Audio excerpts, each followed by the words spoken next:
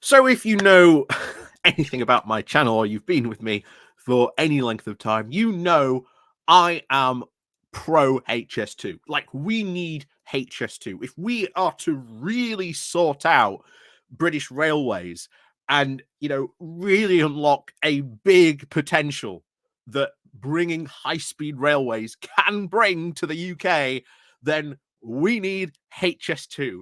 Not this as we've got now, no northern leg, pretty much no HS2 in the north, and the London to Birmingham line, well, to describe it as a shuttle service, I think actually does disservice to, actual proper shuttle services, because, they actually work as a shuttle service.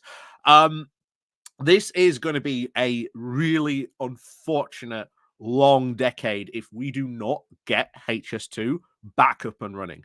And one of the big problems, and it's not just things like HS2, it's a range of projects the UK has had continuous trouble with. Now, why is this? Why does this keep on happening with these types of big projects? Partly it is because of the civil service. Now, it's not the civil service haven't done a good job. The problem is that the knowledge in the civil service just isn't there.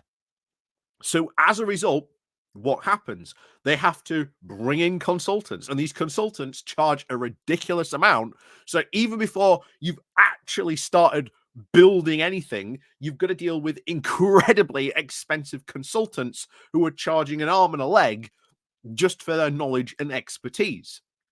And every single time we lose a department, we lose, departments are shrunk, the funding gets cut, you lose people from the civil service. You lose that knowledge because there's practically no one in the civil service who has a deep, probably, understanding of railways at this moment in time. Or if there are very few people who do. Unfortunately, they don't get listened to, which is the big worst part about all this. So there are a lot of other things involved in this as well. Inflation has been a big factor of the past couple of years, and adding to the construction costs of HS2 as well. The fact that most of the steel that was going to be used for the construction of HS2 wasn't actually made in the UK probably would have been a big asset, to things like Port Talbot, etc. Wouldn't have had to close that blast furnace instead. Instead, we imported that steel. And like I say, the American steel tariffs did add to that cost as well. So there are a myriad of problems, but it gets even worse because we've just had a governmental report into like the closing of like the northern part of HS2, and from what we can generally see, the government just does not understand at all how HS2 was meant to function as a railway.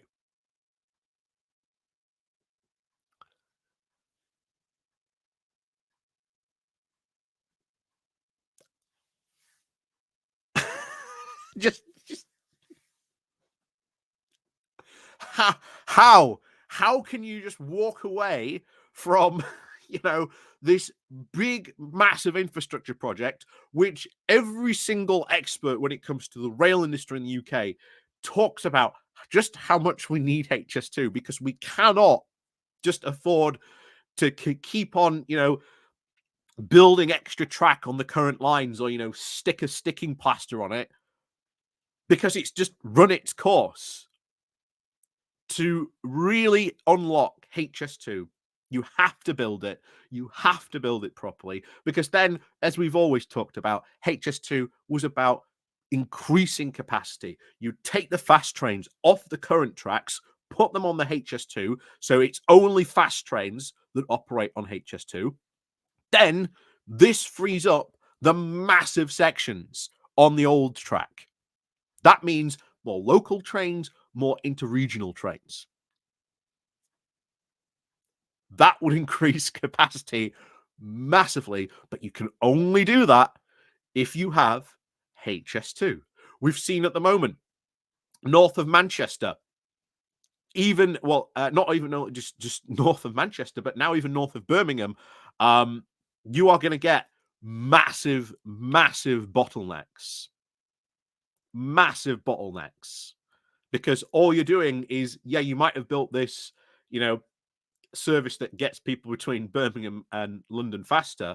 The thing is now you're now putting more passengers into that Birmingham travel hub, and where they want to go. Do they want to continue on going north? Because all of a sudden you've now increased the traffic of people going north.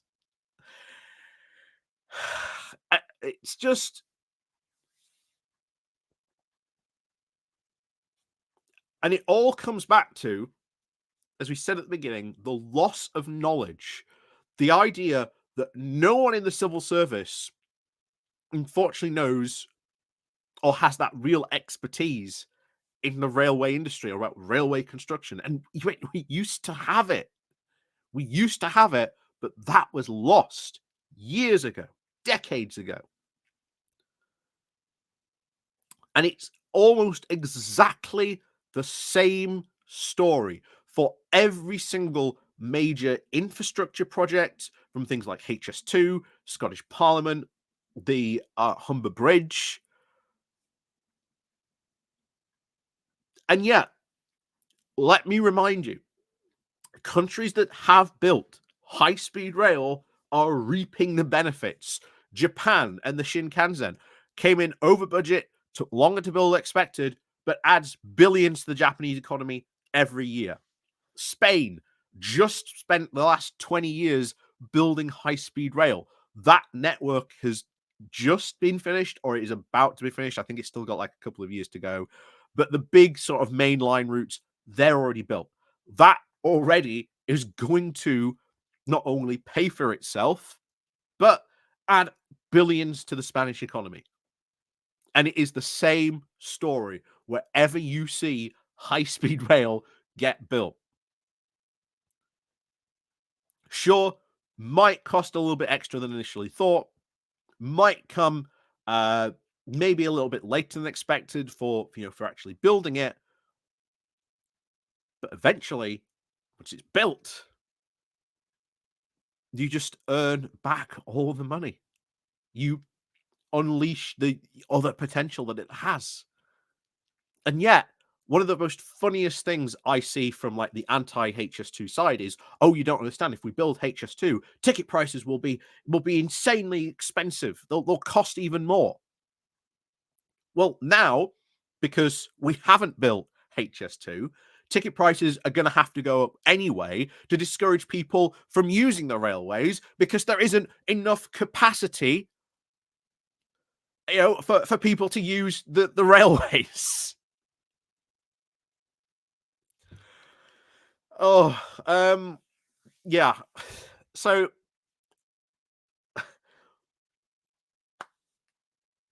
I mean, it's just honestly shocking when you see and you hear stuff like this. But this is what happens, and when we've talked about before about when you hear people like Jacob Rees-Mogg go, "We want smaller government." That means those experts. Well, you don't need those experts anymore. We'll just get rid of them from the department, or we'll get rid of these. We'll get rid of that. All of a sudden, there is stuff and departments and people that ministers should be able to turn to. Instead, they have to go outside to get that expertise, and that's when the they start charging an arm and a leg for an hour of their time. It costs over £1,000 just for an hour.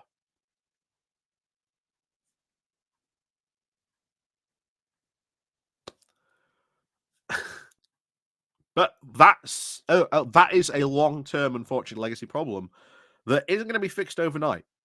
It isn't going to be fixed overnight, but if you do start recruiting people into these positions, into this stuff, yeah, you'll then have that expertise. You'll then be able to rebuild that up. But it will take a very long time to regain a lot of that stuff. A very long time.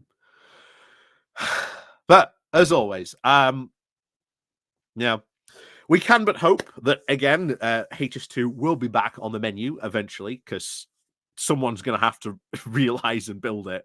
This is something you can't get out of. You have to build HS2. You cannot just not have it. And if anything, you're now increasing the costs for building HS2 in the future by delaying it even more.